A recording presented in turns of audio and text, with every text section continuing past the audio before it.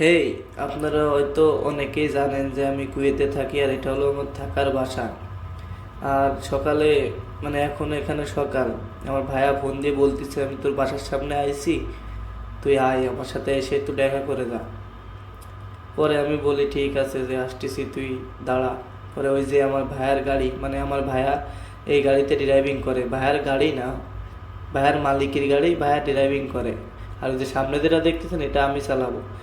এখন আমার তো মনে করেন কি লাইসেন্স হয়নি, আমার লাইসেন্স হতে এখনও 2 মাস লাগবে। এজন্য আমি আর কি গাড়ি এখনো হাতে পাইনি আর কি। আর আমার ভাইয়া দেখেন লজ্জা পাচ্ছে ক্যামেরা ধরতে দিতে ওর দিকে। আর ভাইয়ারে বলতেছে যে আমার গাড়ি কি এটা?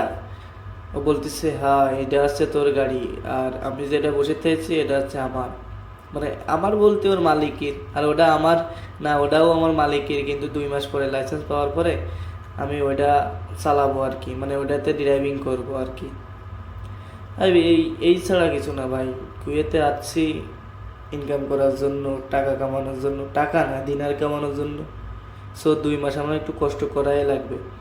পরে 2 মাস পরে আমি যখন লাইসেন্স আকামা হয়ে যাবে তখন আমি এই পাজারো গাড়ি চালাবো, ড্রাইভিং করবো আর কি।